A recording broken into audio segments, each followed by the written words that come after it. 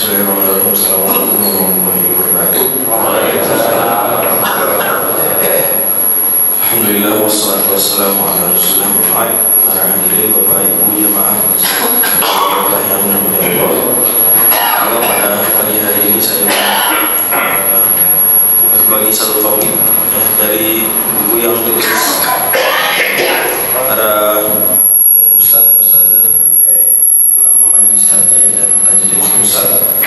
Saya ikut di dalamnya. Saya di majelis taklim dan tajwid pusat, posisi sebagai asisten di divisi faktual. Saya dua tulisan saya di sini punya bisa dicari di internet. Dan saya menyumbang dari sekian tulisan di sini, saya ada dua tulisan.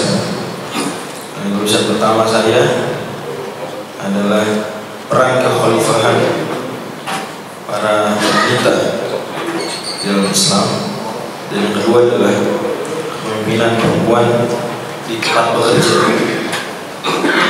Dan di dalamnya ada beberapa bahasan. Bahasan pertama adalah perempuan dalam Islam apakah hanya boleh di rumah, dan perempuan dalam Islam kalau bekerja batasannya apa saja, kemudian ketika bekerja boleh nggak bekerja sebagai bos, dan bagaimana tanggung jawabnya di rumah.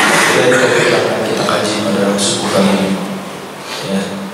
Yang pertama kita harus sadar ini bulan April, ya, dan kita masih tanggal 26, 5 hari lalu anak-anak sekolah pada baju adat gitu ya, dan juga yang mengambil profesi dan sejenisnya. Ini kira-kira mengingat-ingat lagi perjuangan Ibu Raden Ajeng Kartini. Mudah-mudahan Allah rahmati beliau. Raden Ajeng Kartini sendiri ceritanya terkenal bahwa beliau ini sekolah karena anak pejabat gitu ya, anak pejabat. Waktu itu pemerintah Belanda sudah mempersilahkan pribumi untuk sekolah dengan politik etis, tapi yang boleh sekolah waktu itu hanya kalangan elit saja. Raden Ajeng Kartini termasuk yang beruntung, tapi beliau melihat teman-temannya gak bisa sekolah dan gak boleh sekolah. Siapa yang melarang sekolah perempuan waktu itu? Siapa? Maka para kiai itu siapa? Siapa yang melarang perempuan waktu itu gak sekolah? Siapa? Apakah para kiai? Bukan. Siapa? Belanda. Jadi satu fakta penting yang dilakukan Raden Ajeng Kartini bukannya melawan ajaran Islam, tapi melawan diskriminasi yang Belanda. Padahal jauh sebelum itu, di zaman Kesultanan Demak, sudah banyak riwayat-riwayat perempuan-perempuan di Kesultanan Demak belajar pesantren di sekolah, di tempat-tempat pengajian hadir. Tapi ketika datang Belanda punya pola pikir patriarkis. Perempuan itu rendah dalam pandangan orang Eropa. Bahkan banyak orang Eropa masih punya keyakinan perempuan itu keturunan siapa? Setan. Keturunan setan. Jadi kata femina, feminin, perempuan kalau perempuan ini bersifat keperempuanan disebutnya apa? Feminin. Lawannya kalau bersifat kelaki-lakian maskulin. Feminin itu dari kata kurang iman. Nah, dianggap perempuan-perempuan kalau banyak doktrin ajaran-ajaran di Eropa, itulah gara-gara perempuan lah Nabi Adam alaihissalam makan buah terlarang. Nabi Adam dalam pandangan orang-orang banyak orang Eropa waktu itu dikeluarkan dari surga gara-gara diprovokasi makan buah terlarang oleh siapa? Oleh Siti Hawa. Islam setuju nggak dari itu? Enggak. Lihat di Al-Quran. Fawaswasa ilaihi syaitan, setan membisikkan Nabi Adam. Qala ya Adam hal adulluka ala syajaratil khuldi wa mulkin la yabla. Iblis bisikin ke siapa? Nabi Adam. Ini bukan iblis bisikin ke Hawa, Hawa bisikin Nabi Adam seperti dalam sebagian literatur, bukan Islam. Dalam Al-Quran Siti Hawa bukannya godain Nabi. Siapa godain? Iblis. Hawa sebesar ilaihi syaitan, ilaihi. Jadi tenang ibu-ibu sekalian. Dalam Islam ibu-ibu tidak dianggap sebagai common enemy, musuh bersama, atau gara-gara ibu-ibu lah yang iman laki-laki jeblok. Wanita terhormat. Bahkan Nabi Muhammad SAW hadis Bukhari itu ketika Aisyah radhiyallahu anha cerita bahwasanya saya ini lagi umroh, ya kan mau haji wada tuh ya, ternyata haid jadi nggak bisa untuk tawaf. Aisyah nangis sedih. Maka Nabi SAW bilang apa? Inna hadza syai'un katabahu Allahu ala banati Adam. Haid ini udah dari dulu Allah tetapkan buat keturunan Nabi Adam yang perempuan. Dan itu melawan doktrinnya ahli kitab atau sebagian ahli kitab yang bilang haid itu gara-gara apa? Gara-gara dosanya perempuan-perempuan Bani Israel. Perempuan Bani Israel bikin dosa, kemudian gara-gara itu Allah bikin perempuan sejak zaman Bani Israel semuanya apa? Haid. Nabi Muhammad SAW bilang enggak. Haid itu udah dari dulu. Semua perempuan-perempuan turun Nabi Adam itu semuanya haid. Jadi pandangan negatif terhadap perempuan udah dihilangin itu dalam Islam. Sehingga tidak ada dalam Islam perempuan nggak boleh sekolah Belanda. Itu Belanda. Makanya kita kan tahu bagaimana dalam Ajeng Kartini kemudian hadir di pengajian siapa? Kiai Haji Soleh Darat, Mas Darat. Mas Darat by the way adalah kiainya dua tokoh besar keulamaan Indonesia, yaitu Hadratus Syekh Asy'ari dan juga Kiai Haji Ahmad Tahir. Dua-duanya dulu pernah nyantri di Semarang di darat, ya, di pesantren Kiai Haji Soleh Darat. Satu asrama itu cerita gitu. Sebelum kedua-duanya habis itu ke Mekah. Jadi sebelum kedua-duanya ke Mekah itu nyantri dulu di Semarang di pesantrennya Kiai Haji Soleh Darat. Dari Ajeng Kartini hadir di pengajiannya Kiai Haji Soleh Darat. Beliau dan juga perempuan-perempuan yang lain, gak ada ya perempuan kalau datang pengajian di rumah aja. Kayak gitu, itu Belanda kayak gitu. Kalau Islam perempuan ayo. Bahkan ada hadis di rumah aja. Kalau ilmi fardhun 'ala kulli muslim wa muslimat, tambah muslimah. Oh, sebenarnya nggak terlalu perlu karena kulli muslim sudah mencakup perempuan. Tapi sampai ada riwayatnya yang ulama diskusikan juga, itu ada tambahan bahwa muslimah. Bahkan, di buku ini saya ceritain bagaimana para sahabat-sahabat laki-laki itu belajar Islam. Guru utamanya salah satunya siapa? Aisyah. Guru utama nomor 2 dalam pengajaran hadis adalah Aisyah. Nomor 1 Abu Hurairah. Nomor 2 Aisyah. Ada dalam kitab Syiar Alamin Nubala, Al-Hafidz Az-Zahabi itu nulis bahwa Aisyah radhiyallahu anha itu punya pengajian rutin di Masjid Nabawi. Punya pengajian rutin di Masjid Nabawi. Siapa jamaahnya? Ya, baik laki-laki maupun perempuan. Begitu juga Ummu Darda. Ummu Darda berarti siapa yang Ummu Darda? Istri Abu Darda. Juga sama. Mengajar rutin pengajian di Masjid Agung Bani Umayyah di Damaskus. Jadi dalam Islam sudah selesai pembahasan perempuan nggak boleh sekolah, nggak. Itu diskriminasi yang dihadapi Raden Ajeng ini bukan diskriminasi dari Islam, bukan, tapi diskriminasi dari Belanda dan atau mungkin sebagai budaya Indonesia, budaya yang bukan agama, bukan Islam. Maka jangan sampai setelah itu kita kemudian di zaman now punya anggapan bahwa Raden Ajeng Kartini melawan ajaran para kiai itu. Justru Raden Ajeng Kartini ketika hadir di pelajaran Mbah Saleh Darat itu apa? Tersentuh dengan pengajian tafsir beliau dan kemudian minta kepada Mbah Saleh Darat memang boleh menyembunyikan ilmu, boleh ilmu. Kata katanya kalau begitu terjemahkanlah Al-Quran 30 juz ke dalam bahasa Jawa.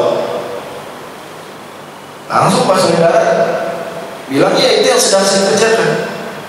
Selesai ya menerjemahkan Al-Quran 30 juz ke dalam bahasa Jawa. Mbah Saleh Darat tokoh awal proyek tersebut dikiriminlah ke mana?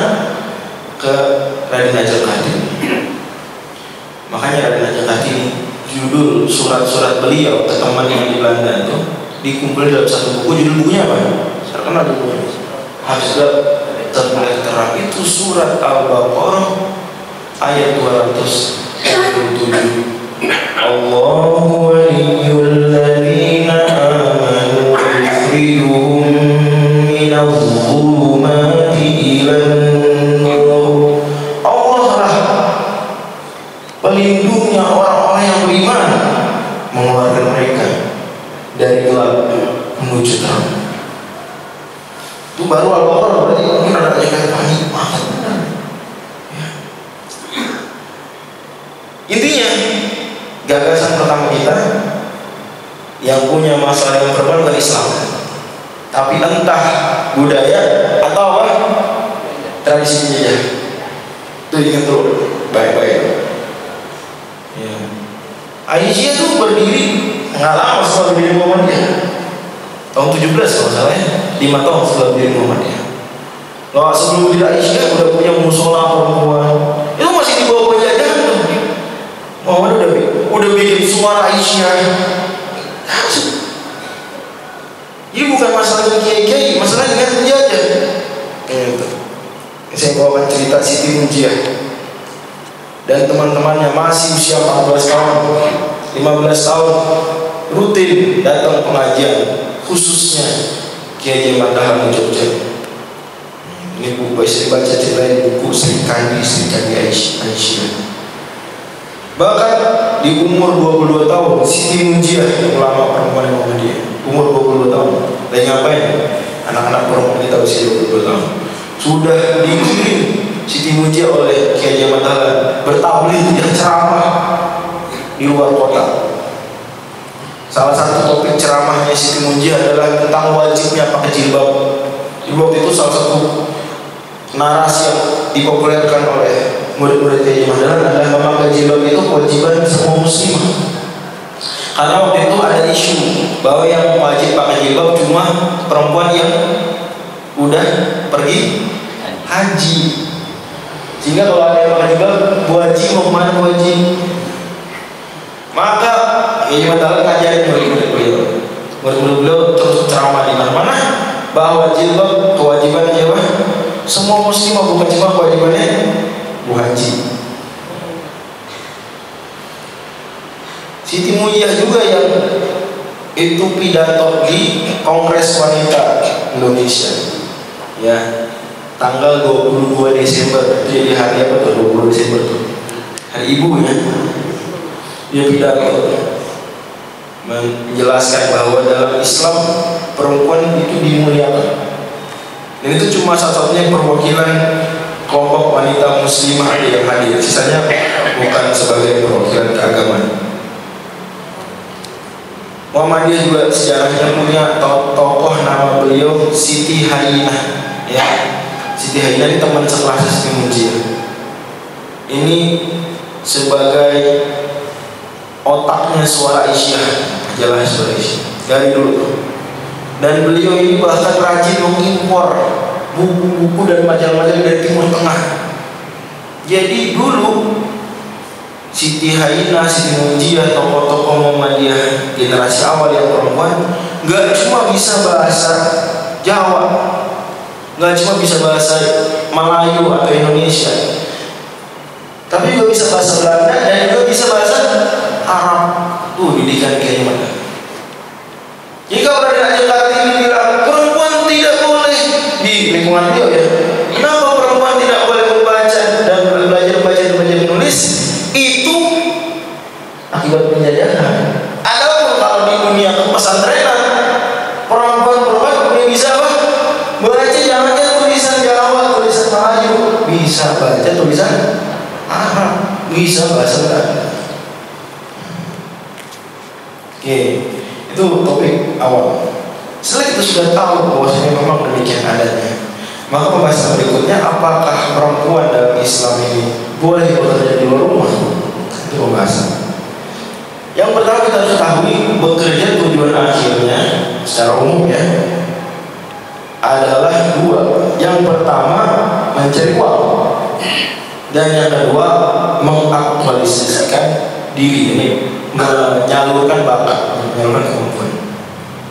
Jadi kita setuju lah ya, itu dua tujuan utama ya. Ya, jadi asal bisa dua ini sebenarnya sudah mencapai apa yang biasanya orang harapkan dari bekerja, yaitu dapat duit dan juga apa, menyalurkan kemampuannya. Kalau punya skill apa komputer ya, berarti dengan bekerja dia menyalurkan kemampuannya, dia nggak sia-sia. Mungkin dia udah belajar di fase kompu ini 4 tahun jadi sarjana terus kagak kepakainya kan sayang juga, jadi dia bisa aktualisasikan kemampuan dirinya dan juga dia dapat duit. Dengan demikian, maka sebenarnya tidak merupakan suatu keniscayaan bekerja itu mesti di luar rumah. Iya ya, setuju ya? Bekerja tidak harus di luar rumah. Yang penting tadi dua terwujud tujuannya, dapat duit dan apa? Bisa menyalurkan bakat. Bahkan jangan kita bicara perempuan, laki-laki mungkin zaman sekarang mau ditanya, Pak, kalau udah bisa dapat duit dan udah bisa menyalurkan bakat, mau kagak macet-macetan di Pancoran? Masih mau? Kalau memang di hari kedua udah bisa dapat duit yang sama gitu ya, kira-kira kerjaan juga kerjanya yang sama bisa menyalurkan kemampuan kita, iya, orangnya mikir ngapain macet-macetan di Pancoran. Buktinya adalah makin banyak kerjaan-kerjaan itu sekarang ya WFH, kerjanya dari rumah, atau WFA ya, anywhere ya, work from anywhere, terserah di mana dah. Jadi sebenarnya itu udah setengah isu pembahasan fikih perempuan bekerja itu tuntas di situ. Karena ternyata bekerja tidak harus keluar rumah. Emang kenapa masalah keluar rumah? Nah, masalahnya adalah pembahasan perempuan bekerja itu biasanya salah satu isu terpentingnya adalah dia keluar rumah. Itu isu terpentingnya. Nah, ada ayat di Al-Quran surat Al-Ahzab ya, surat 33 ayat yang ke-36, wa qarna fi buyutikunna wa la tabarrujna tabarrujal jahiliyyatil ula. Wa qarna, dan tetaplah kalian di rumah kalian. Perempuan-perempuan Nabi Allah Subhanahu wa taala perintahkan untuk apa? Tetap di rumah. Wa la tabarrujna tabarrujal jahiliyyatil ula, dan jangan bersolek, jangan berdandan seperti bersoleknya, seperti berdandannya perempuan-perempuan masa jahiliyah. Nah, seolah terpahami dari ini ayat ini bahwa sama sekali perempuan nggak boleh keluar rumah, dan ulama nggak paham ini. Dari zaman Nabi SAW ya, di Fatwa Tarjih disebutkan ya bahwa teladan tertinggi kita dalam beragama secara masyarakat ya setelah Nabi SAW adalah para sahabat dan tabi'in.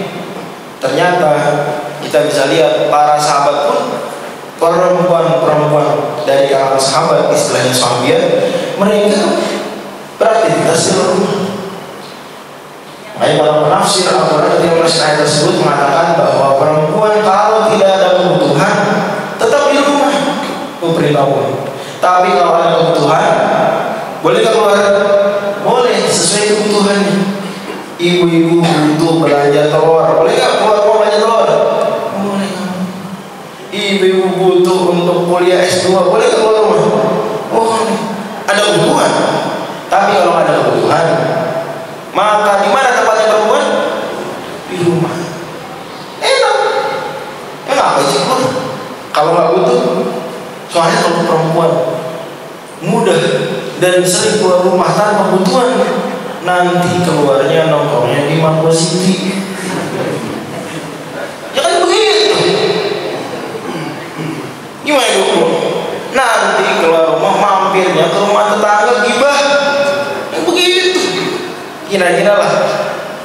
Ustaz laki-laki juga sama, cuma laki-laki dia punya tanggung jawab apa kewajiban tadi?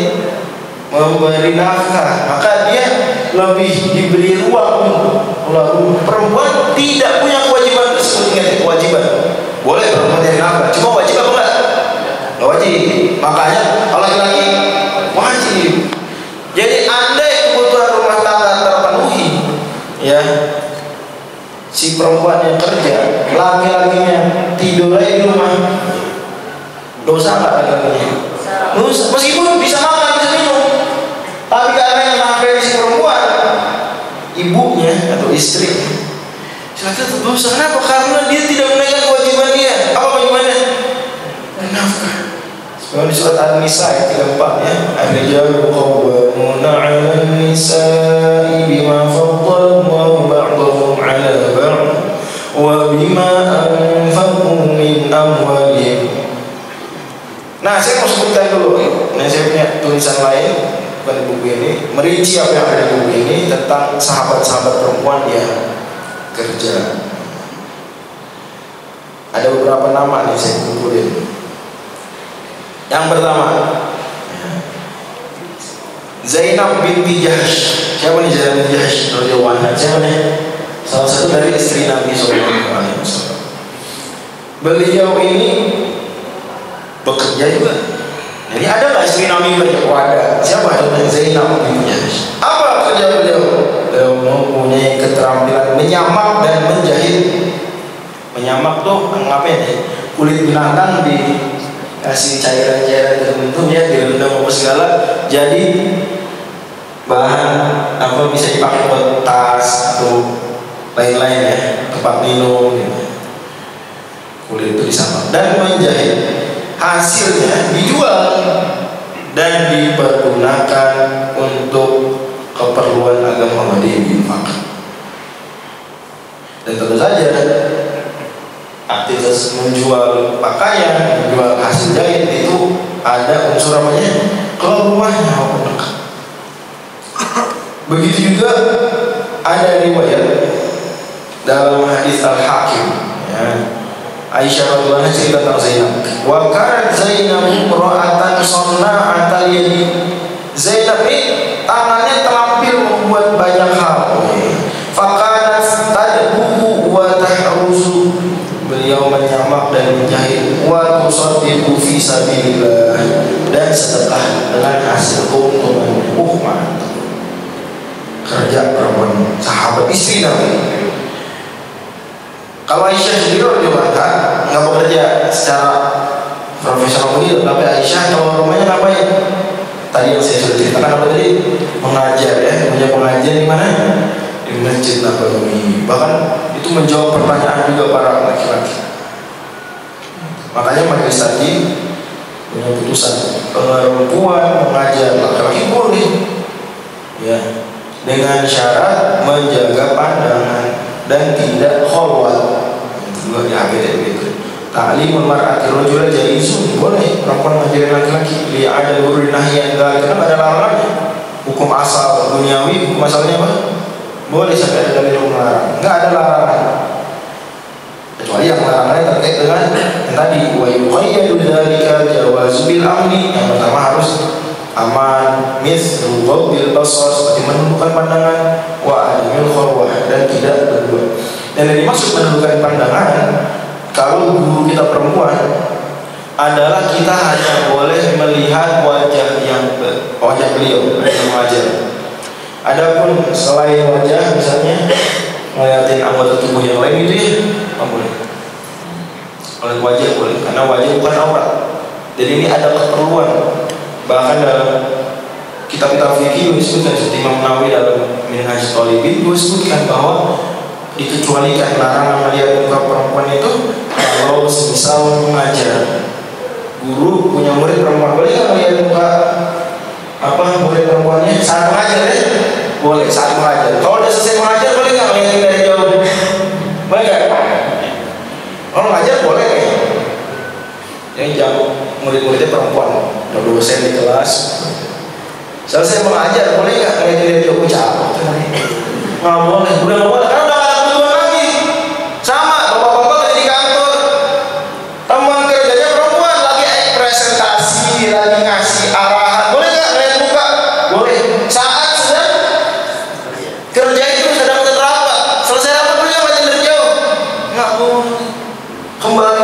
mesti kita akan bikin pandangan. Jadi paham ya? Jadi nggak benar kalau seandainya Bu Ustadz ini terhadap jamaah perempuannya dia pejamkan mata, bayangkan wajah Walid. Nggak benar, nggak benar. Ya apalagi sampai Walid nak Dewi boleh, nggak benar tuh. Karena guru selesai pembahasan boleh ngelihat apa?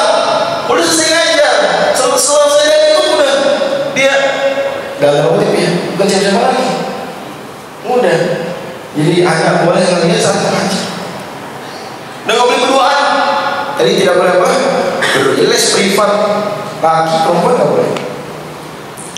Ibu-ibu juga kalau mengundang guru les privatnya, anaknya perempuan cari guru les privat yang banyak teman-teman UI di sini yang perempuan.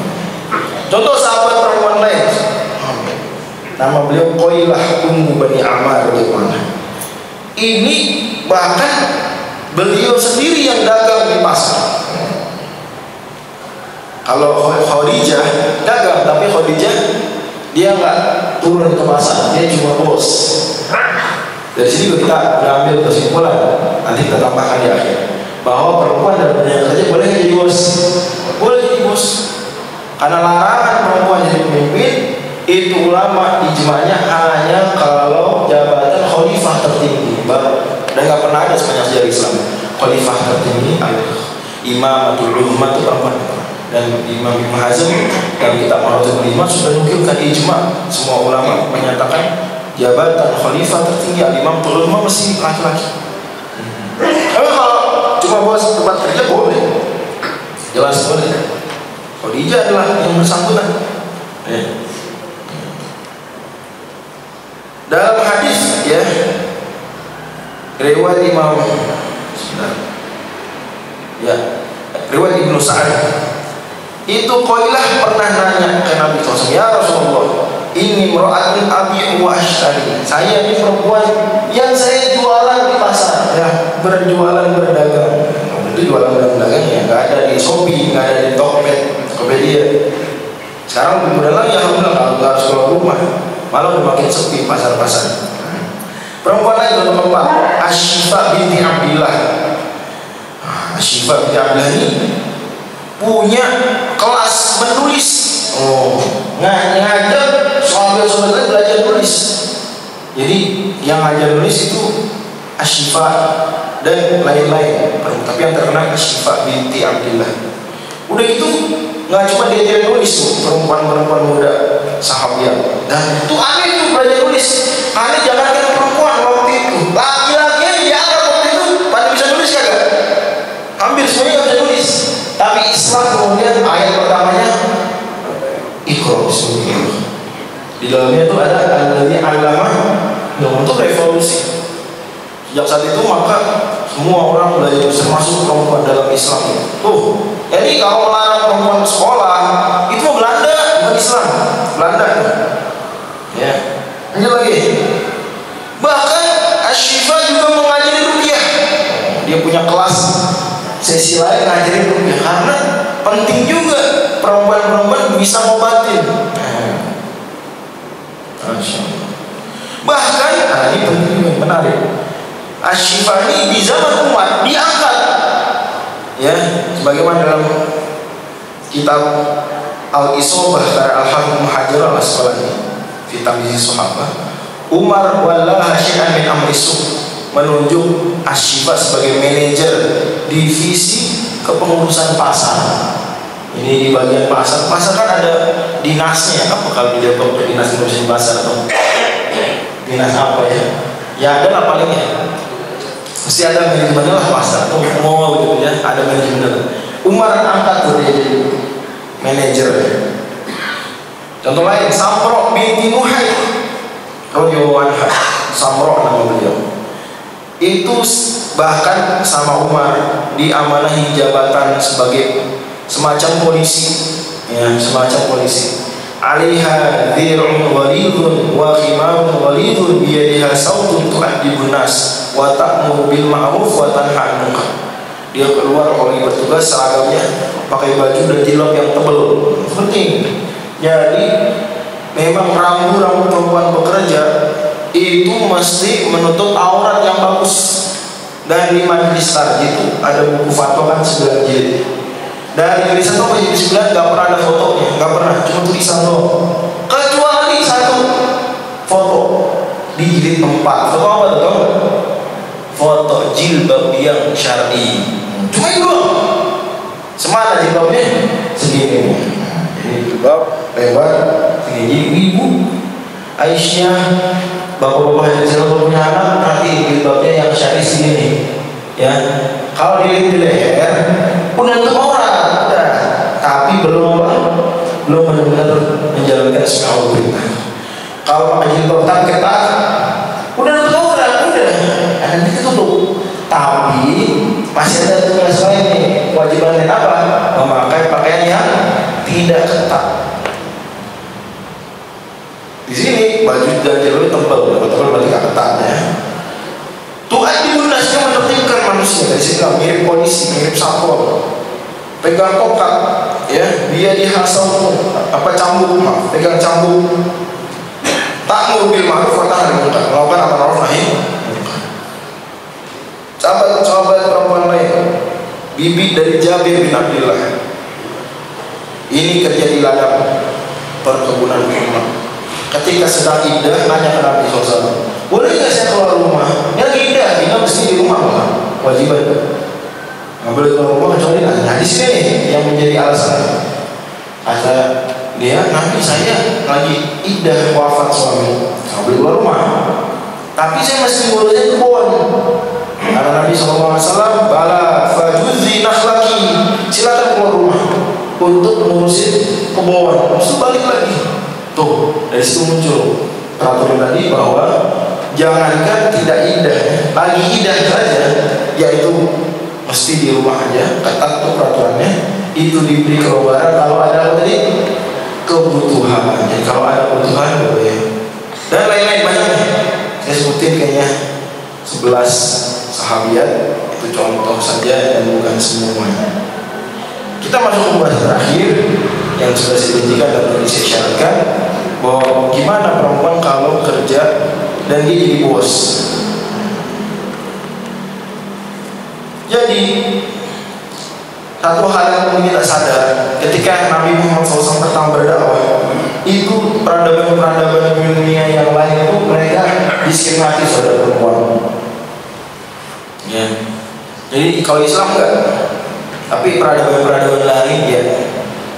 Bahkan Islam inilah diakui oleh banyak peneliti Barat itu yang melakukan banyak terobosan untuk menaikkan hak-haknya perempuan dari yang diberikan oleh peradaban jahiliyah. Makanya perempuan-perempuan di Timur Tengah di zaman kekuasaan Islam sebelum penjajahan ini, sebelum penjajahan. Kalau Timur Tengah hari ini, Timur Tengah pasca penjajahan. Mesir udah pernah dijajah belum? Udah pernah. Dijajah siapa? Mesir, Inggris dan Perancis ya. Perancis itu baru Inggris. Apalagi Aljazair dijajah, Tunisia, Perancis di Tunisia dijajah, Suriah ya. Jadi gitu. Jadi kita nggak bisa jadi potret perempuan di Timur Tengah sekarang, nggak bisa.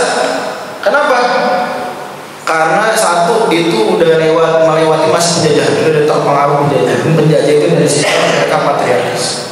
Dua, juga karena kaum muslim di banyak negara Timur Tengah hari ini, Indonesia juga sebenarnya sama-sama juga, itu komitmen terhadap Islamnya sudah banyak menurun.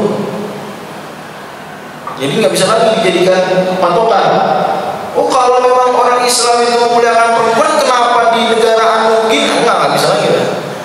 Tanya negara anu itu komitmen sama Islam orang-orangnya. Komentarnya gimana? Menegakkan hukum pidana Islam nggak bisa gitu. Enggak, kalau enggak ya berarti memang jangan disalahin Islamnya. Yang bersangkutan aja tidak menjalankan Islam secara utuh. Apalagi tadi saya bilang ada pengaruh-pengaruh tradisi penjajah. Nah, ada sejarahnya dalam Islam nih, perempuan-perempuan punya jabatan politik. Jawabannya ada. Sebagai contoh misalnya di Al-Quran disebutkan kisah ratu apa tuh? Ratu siapa? Balqis atau Bilqis kata orang bilang. Dan ini diceritakan dalam Al-Quran dalam konteks tidak diingkari, ya. Dan itu dalam usul namanya syar'u man qablana, syariat umat sebelum kita.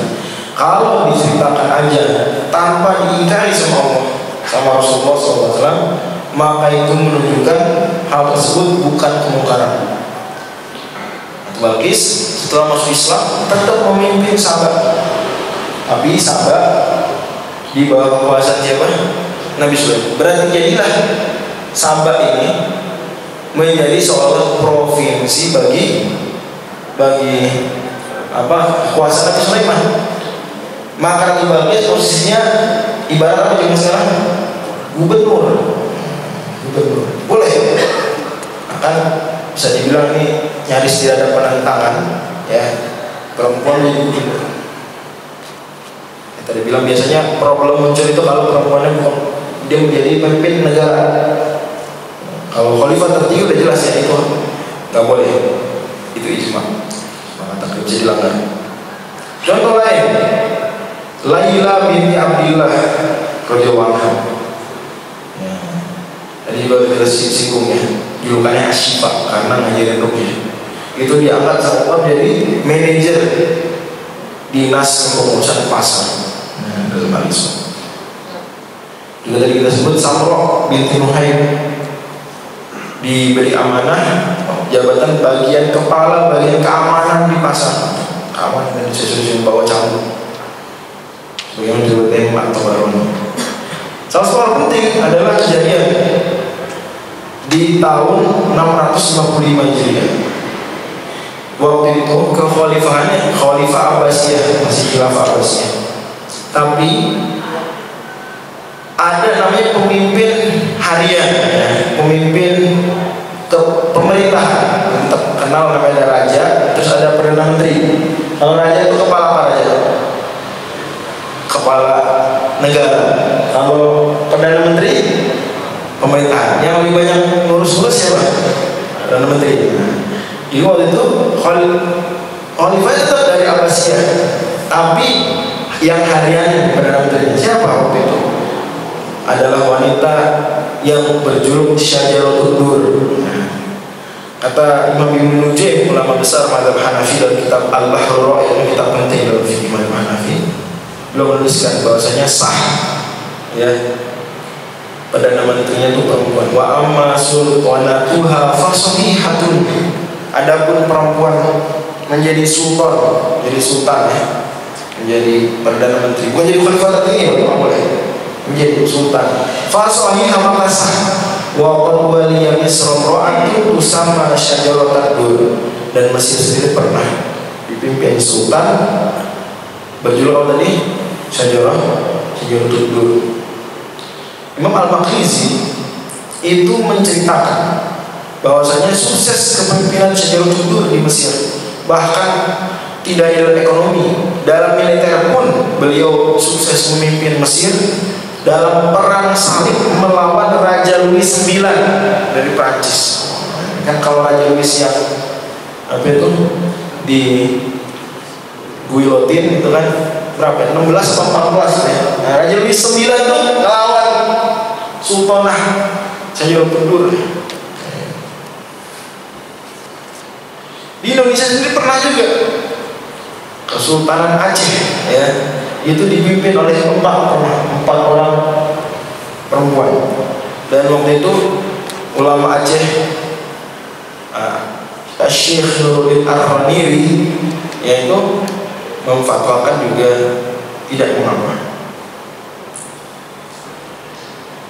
Al-Hafidz Ibnu Qayyim bilang memang pada akhirnya bahwa itu tidak bertentangan dengan ar-rijal qawwamuna 'alan nisa. Sebab ar-rijal qawwamuna 'alan nisa itu dalam keluarga memang perempuan nggak jadi kepala keluarga. Siapa kepala keluarga? Laki-laki Islam, suami dia lah kepala keluarga.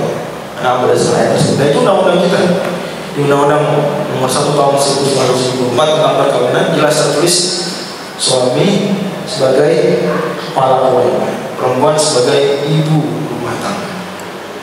Itu konsep penting yang mesti kita jaga. Simpulannya adalah dalam pengajian kita hari ini bahwa perempuan dalam Islam itu tidak disempitkan hak, justru dimuliakan lebih daripada peradaban-peradaban lainnya. Bahkan peradaban barat yang modern pun masih banyak jahat sama perempuan.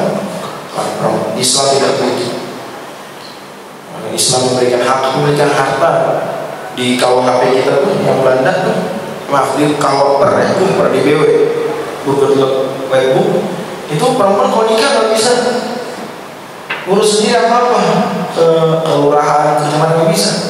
Dia kayak anak kecil gitu ya, harus diurusin sama suaminya. Bayangin, Islam nggak begitu dan lain-lain. Terus perempuan boleh bekerja di luar rumah jika itu dibutuhkan, tapi tetap tidak boleh tidak boleh khulwat berduaan dan menutup aurat. Ini penting. Jadi jangan juga kerja tapi pulang bareng sama semobil sama bos gitu. Di sekretaris. Dia yang pulang sama bos, ayo searah mungkin bosnya orang Bogor, dia orang Depok. Lewat tol kukusan gitu ya. Sekali, 2 kali, 3 kali lancar. Mungkin tahun ketiga melipir dulu ke hotel. Awal bencana ada di situ, khulwat berdua-dua boleh. Dijaga. Satu isu penting dan dengan termasuk juga rambu ketika bekerja di luar rumah, tidak boleh mengabaikan kewajiban lain. Contoh misalnya kewajibannya apa? Kewajiban untuk mendidik anak. Ada penelitian bagus dilakukan di salah satu kampus di Inggris bahwa perempuan yang bekerja di luar rumah di Eropa ya, itu cuma punya waktu bersama anak 1 jam. Benar-benar waktu quality time misalnya. Cuma per hari berapa? 1 jam. Pertanyaan saya, cukup apa kan? Coba ini, kalau ibunya setiap jam 5 udah ada di stasiun Depok Baru, gitu ya. Udah sempat ketemu anak belum? Maksudnya ngobrol gitu, belajar bareng PR. Jam 5 udah di stasiun Depok Baru. Kita bilang belum lah. Nyampe rumah, maghrib lah di mana nih? Depok Baru. Sampai anaknya mungkin masih main di masjid atau masih ngerjain tugas atau apa, ibunya capek. 1 jam itu rata-rata, bisa lebih ya. Ada yang kurang, tapi rata-rata 1 jam. Nah ini yang mesti kita juga perhatikan, karena hari ini banyak ditemukan anak-anak sekolah itu udah SMP nggak bisa baca, nggak bisa ngitung, perkali nggak bisa. Udah SMA nggak tahu negara di Eropa seperti Garut gitu ya. Nah ini salah satu yang penting untuk dicek juga adalah di rumahnya apakah hal-hal seperti itu dikontrol. Ya dia sekolah juga punya tugas besar. Kapan-kapan kita perlu bahas juga. Tapi di rumah kan penting juga bapak. Tadi pun nanya, tadi belajar apa di sekolah? Udah ngerjain PR belum? Selain nanya udah sholat, udah makan, nanya juga udah ngerjain PR belum, belajar apa di sekolah? Nah ini kayak gitu tuh. Tapi kalau anak cuma yang penting adem tenang di rumah Ustaz, dikasih apa? HP. Nah, berarti nanti nih anak ini dididik oleh HP. Yang didiknya dipsi nanti, ChatGPT yang didik, AI ya, ditambah pembantu yang didik. Punya bapaknya yang penting ngasih HP. Nah dari situ tuh muncul tuh udah anak SD open BO lagi. Dari situ udah mulai tuh ya udah jadi ngeri lah kita puyeng ya, anak sekolah kan begitu. Nah, udah pacaran. Karena dia mencari anak tuh mencari apa dia? Pakai apa? Mencari apa dia? Perhatian, kasih sayang. Bapak ibunya nggak ngasih, yang ngasih kasih sayang siapa? Muncullah ani-ani, sugar baby. Yang ngasih perhatian. Bapak ibunya kagak. Yang ngasih perhatian teman sekelasnya. Jadi pulang anterin naik motor. Dari sini sekali 2 kali sampai rumah langsung. Lain waktu melipir dulu kemana. Nah ini coba diperhatikan. Jadi harus kita ukur. Bekerja boleh, tapi ada tanggung jawab yang harus juga diperhatikan. Allah besar, saya pikir itu dia bisa kita kaji, udah dikaji.